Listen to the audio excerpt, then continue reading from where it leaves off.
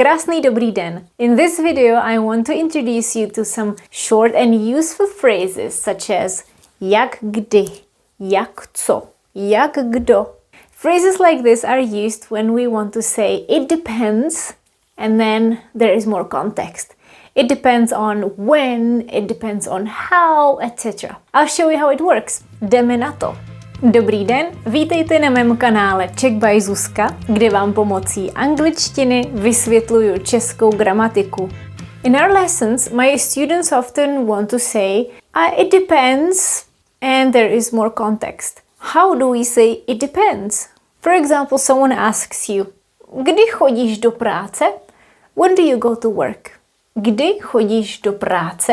And you want to say, around 8, it depends. Depends on the day, you know. Maybe Friday I show up later and it's fine. So you can say, kolem 8, záleží na tom kdy. This is first variant. Around 8, it depends on when. Záleží na tom kdy. Záleží really means to depend. Záležet na něčem. To depend on. So this is one possibility. You could say it depends on when or where, etc. Záleží na tom kdy. We can leave this out. We can also say záleží kdy.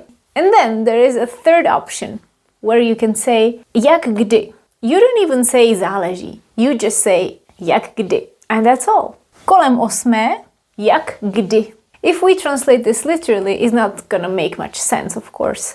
How, when.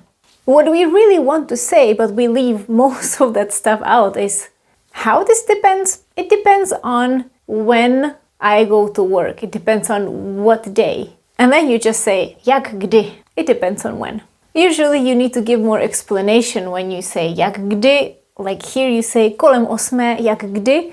But then you could follow up with something like I said before. Jak kdy v pátek chodím v 9, ale ostatní dny v 8. Jak kdy? It depends on when. Imagine someone asks you, is Czech difficult? And you say, it depends. The pronunciation is okay, the grammar is sometimes a little difficult. So you can say, jak co? Je čeština těžká? Jak co? And then you give more details. Instead of jak co, we could also say záleží na tom co. Záleží co. Which would really correspond to it depends on what. But mostly in informal Czech, we use this very short phrase jak co. It depends what. Let's see with what other words we can combine jak in this kind of phrases. For example, there has been a new building in town. Everybody's talking about it. It's a modern building, a bit controversial maybe. Someone could say, everybody must be excited about this building. It's cool. Z té budovy jsou určitě všichni nadšení. Everyone must be thrilled about this building. Z té budovy jsou určitě všichni nadšení. And the answer can be jak kdo. It depends who. Jak kdo. Turisti jsou nadšení, místní moc ne.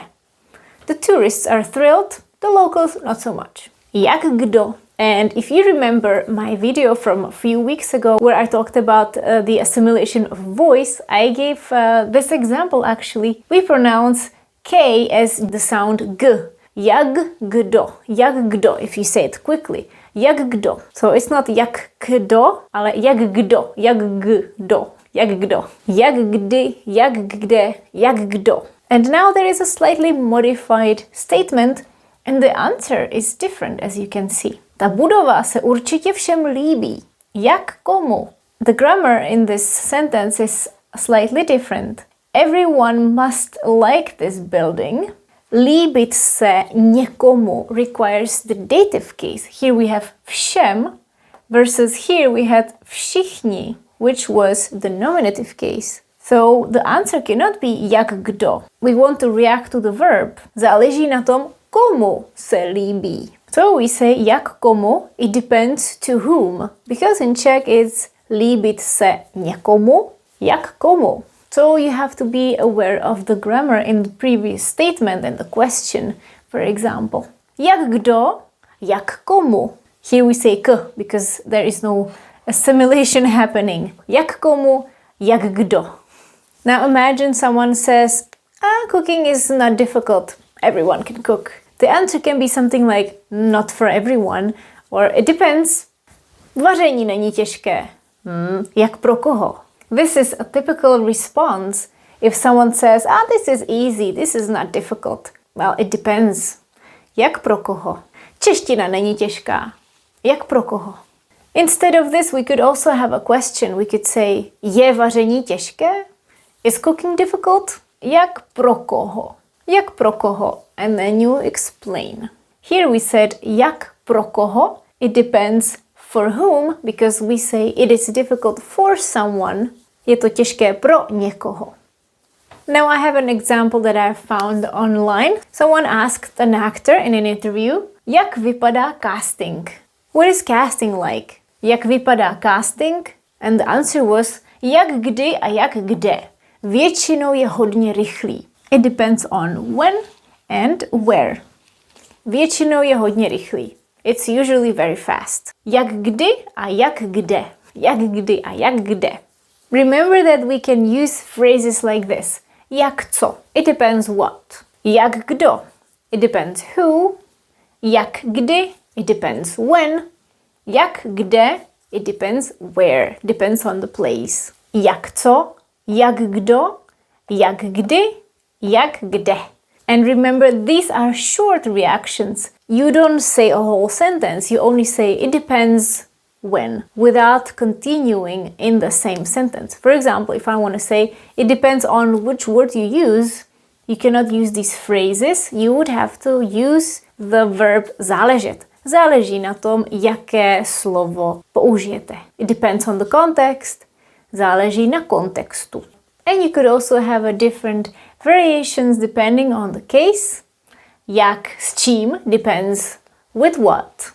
Jak komu. We had that example with líbit se. Líbí se to všem? Does everybody like it? Jak komu. Jak pro koho? It depends for who. Jak s kým even? Depends with whom. Let's practice with a quick exercise. In this exercise, we're going to work with 5 mini dialogues. There is a question and then there is an answer, including it depends. And your task will be to write jak kdy, jak co, jak komu, jak kde, etc. The possibilities that I showed you in the previous slide. But if you don't remember, you can also take a quick look here. Pause the video. Jdeme na to. Číslo 1. Vaří tady dobře? Jak co? Svíčková je výborná, ale čínské nudle si radši nedávejte. Jak co is better? Because the answer is depends what kind of food.